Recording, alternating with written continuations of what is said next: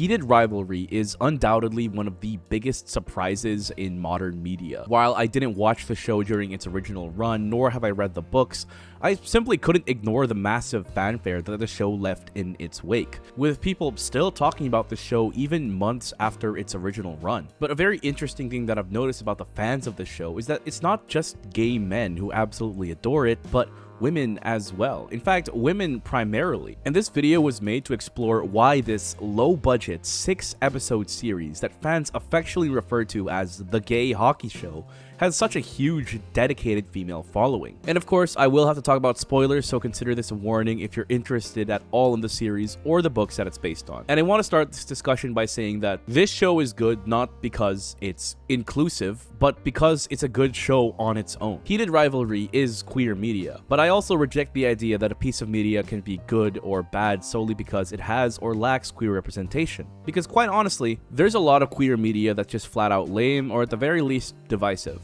For example, Voltron Legendary Defender is a show steeped in controversy, but the people who can ignore the vitriol tend to agree that the later seasons just fell off a cliff. Has-Been Hotel is a show that, depending on who you ask, is either the best thing ever or something they absolutely despise. I've seen people criticize it mainly for the dialogue though, which many people describe as dropping as many swear words as you can in every other paragraph, and the way the show chooses to portray its queer characters. And then there are movies like The Prom. Yeah, I just don't find James Corden funny. A show still has to earn your respect through its different aspects like storytelling, cinematography, music, plot, dialogue, and most importantly, characters. And that's why I can confidently say that Heated Rivalry is a good show. In fact, it's a great show. My biggest complaint is that it only has 6 episodes and I have to wait for more seasons to be filmed. And this is from the perspective of a 25-year-old straight man who has only really watched professional basketball and doesn't know a thing about hockey. First of all, the show looks amazing. There are even some inspired, visually stunning scenes where you can tell that the cinematographer and director are actually trying to do some visual storytelling, and it works. Some personal standouts include Ilya's Russian-speaking scene and episode 4's ending, perhaps one of the most mesmerizing scenes in recent television memory. The sound design is nothing short of spectacular. I especially want to highlight the hockey scenes where the crowd, the announcer, or the banter between players all perfectly captures the feeling of a big-ticket sports game. And the actors, despite none of them being A-listers, all bring their A-game, with the clear runaway favorite being Connor's Story, who had to learn Russian for the show, and while I'm not a Russian speaker myself, I was pretty convinced. And him and Hudson just play off each other so well. In fact, the entirety of episode 6 was just the two of them playing off of each other and building upon their chemistry as actors. This damn first season is peak television, and it was all shot in a little over a month, with the entire season costing less than a single episode of Stranger Things. If nothing else, you have to respect how the production of this show is a complete grassroots story, going from practically nothing to becoming a cultural phenomenon. But more than anything, the show is so successful because it knows its audience, particularly its female audience. If you go on TikTok or Instagram or Reddit or even here on YouTube, you will find dozens, if not hundreds of women talking about this show. This in itself is not a new phenomenon. This is something that happens when a new show or movie comes out and it's a hit with general female audiences, especially if it was based on a romance novel. We saw this with the To All the Boys films, The Summer I Turned Pretty, Bridgerton, and to a lesser extent, the recent adaptation of Emily Henry's People We Meet on Vacation. Female audiences, especially those who are also avid readers, are eating good these days. But media being released for female audiences is still a relatively new phenomenon, because for the longest time, mass media has been historically catered towards men. And because of the way women have historically been seen and treated, as a result, women's media has never really been taken that seriously. In fact, the term chick flick was used as a derogatory one pointed at movies specifically targeted at women, and while the term generally means a film for women, in practice it also typically carries negative connotations with it. Today, the term is used to dismiss films like The Notebook or The Sisterhood of the Traveling Pants as cheesy, shallow, sappy, and of overall lower quality just because they targeted the female gaze rather than the male one. And I think this long-lasting general sentiment around women's media has caused many film and television studios to generally stay away from adapting or creating for female audiences specifically. So when a show like Heated Rivalry comes around, it's more important for women to be loud beyond just good ratings and rave reviews, which the show has an abundance of, by the way. Female audiences have the burden of having to speak louder just to prove that they exist. And while Heated Rivalry is in the romance genre that's historically been beloved by women, to talk about why female audiences love Heated Rivalry specifically, we need to take a closer look at its subgenre. Boys love. See, when discussing audiences, boys love is a very interesting niche, because like how average straight men typically like it when two attractive women are making out in front of them, many women love a well-written male-on-male romance, but for different reasons. See, for men, same-sex relations between women tend to be fetishized. Men think that lesbian sex, specifically when done by those who are conventionally attractive, is, for lack of a better term, hot. When female-on-female romance, or even just sexual acts, is depicted in popular media, it's usually portrayed as arousing and for the viewing pleasure of men. And when it isn't, men find it uncomfortable to watch and tend to just skip it. Just like Vi's and Kate's prison scene in Arcane's second season. But when women read or watch well-written boys' love stories like Call Me By Your Name, Heartstopper, and now Heated Rivalry, it's more than the sex. While I'm sure that some people watch and have watched this show because it does have a lot of sex scenes, so much that it's practically gay porn, there's so much more to boys love than just enjoying the pleasure of watching two attractive men making out. Boys love is different because it's about being imprisoned by and breaking free from traditional gender roles. In the typical romance, men are portrayed as the stoic, emotionally unavailable, and dominant ones, while women are the supposed nurturing, kind, and emotional mediators. This often leads to many romances feeling samey, because a lot of writers tend to rely on gender roles as writing tropes, many times subconsciously. Boys love is an interesting subgenre because those oppressive gender roles are completely thrown out the window, and in the case of Heated Rivalry, while there is definitely still is power at play, it's a lot more interesting to watch than the typical heterosexual Hollywood relationship we've become accustomed to. In case you don't know the terms, in gay culture, there are different types of men when it comes to penetration. Tops, bottoms, versas, and sides. See, tops are the ones doing the penetrating. In Heated Rivalry, Ilya is the top. Not only does this come through in his personality because he has a lot of confidence with a controlling attitude, but it also makes sense regarding his sexuality. Unlike Shane, Ilya is bisexual and has a lot of experience having sex with women. Moving on, bottoms are the ones being penetrated. And in Heated Rivalry, that's Shane. After all, he explicitly states that he does prefer being the hole rather than the peg. Versas are comfortable in either position, and sides just don't engage in penetration. Part of what makes Heated Rivalry so interesting is that it throws away the expectation of how a top and a bottom would usually act. See, because tops are the ones doing the penetrating, many people think that they're supposed to be the ones that are more masculine, whereas bottoms are supposed to be more feminine. And this would imply that the top has more control in the relationship because he has the more masculine gender role, when this is not necessarily true.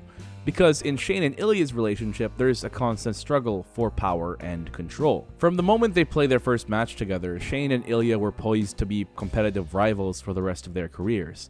It's like the two have a personal contest of who can score more points or win more games, individual awards, and of course, team championships. But behind closed doors, the two were always teasing each other and trying to fight for more power. Yes, Shane does like taking it up the butt, but he also likes it when Ilya submits to him and pleases him. Meanwhile, Ilya likes to mess with Shane and watch as he pleasures himself. See, while Ilya is the clear top and Shane is the clear bottom, you can never really tell who has the upper hand in the relationship, thus it's a relationship of equals. And very interestingly, this relationship is told through their sex scenes. These two are at their most equal when there is no penetration involved. For example, when Ilya finally calls Shane by his first name. And being in a relationship of equals is, for women, a fantasy. Because heterosexual relationships follow the typical power dynamic of the man holding the reins while the woman submits. After all, for decades, the expectation was for the man to be the sole provider and for families to live solely under the patriarch's income. Men are also expected to drive, to initiate sex, to call the shots in their household, and to generally be the difference makers and move things forward, while women were expected to wait, to dote on their husbands, to support, and to adapt. Even when both partners reject certain aspects of traditional gender roles, those said roles still seem to reassert themselves in practice. But that is not the case in a male-on-male relationship, such as the one depicted in Heated Rivalry. Both Shane and Ilya are highly accomplished athletes, the respective faces of their franchises, with more money than they know what to do with. In fact, the two being equals is what makes their relationship so interesting, because watching them on screen together is a power struggle just as much as it is a romance. But the power struggle between the two isn't the only thing that women love in this show, it's the tenderness that the male characters portray. These are professional athletes, manly men of status, and the people whom society has told us time and time again we cannot expect to see emotion from. And yet, in this show, they portray so much emotional depth that it's just so interesting to watch. But what Heated Rivalry does right is that these quiet, tender moments of intimacy aren't just there to be gut-wrenching tearjerkers. They're actually very clever storytelling beats as well. Props to the director, Jacob Tierney.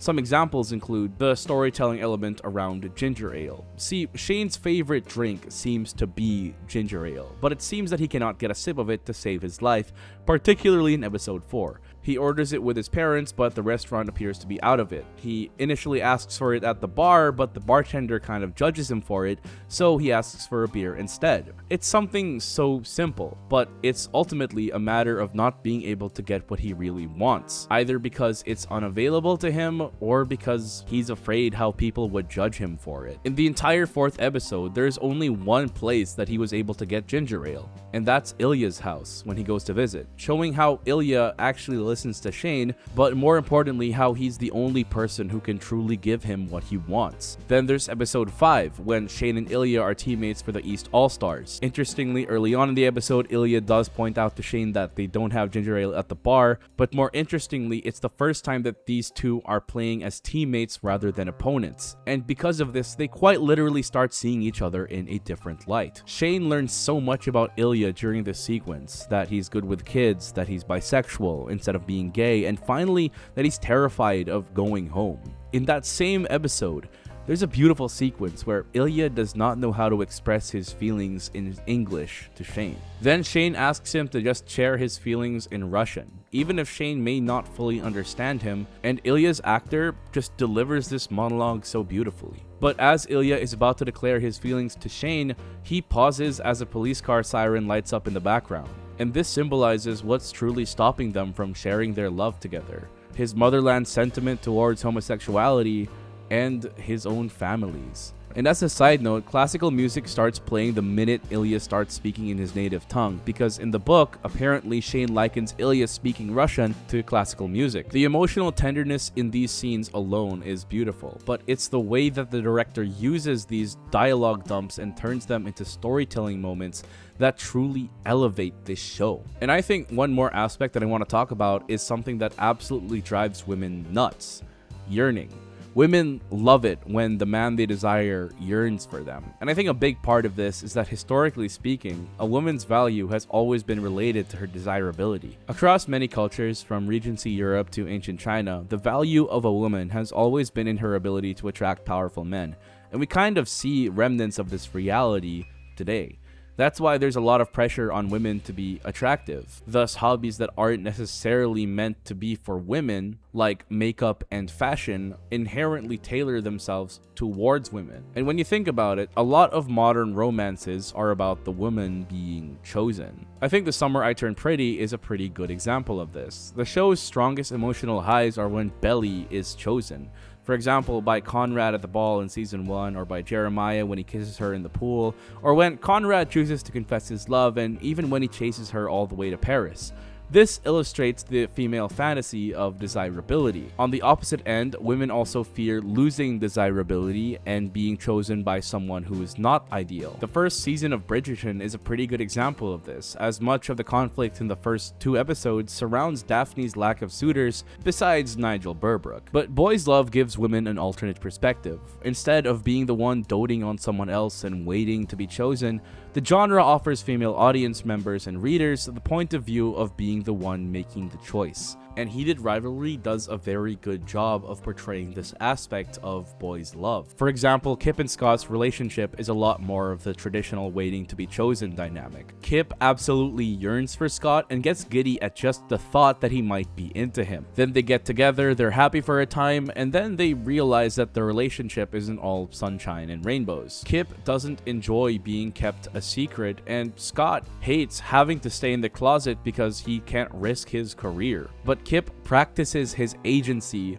and takes matters into his own hands and just straight up leaves, which is something that a lot of women wish they could do in unhappy relationships, but they just can't. But then the relationship is saved and rekindled when Scott chooses Kip in front of the entire hockey world to see. Meanwhile, Hollander's relationship with Rosanov is one where both sides actively choose each other. Shane chooses to approach Ilya, he chooses to invite him to his cabin, he chooses to show up to his house, his hotel room, and Ilya does the same. They play their little texting flirting game, and both dynamics have yearning within them. But we see different kinds of yearning in these characters and their interactions. These characters yearn for the other person so much that it physically hurts them, and they want to see more of them as time goes on. They yearn for that special feeling that only one person can make you feel. This feeling of yearning between the characters is so beautiful and intense, especially because it's experienced by both sides. And the actors in the show absolutely nail the portrayal of being so crazily in love that it hurts you and occupies your every thought. And that's a feeling that women love to experience and to witness. And I think Heated Rivalry is a great example of how to tailor a show towards the female experience, despite neither of the main characters being women. Thus, it tells us a very interesting thing about the female gaze. It doesn't even actually have to be about women.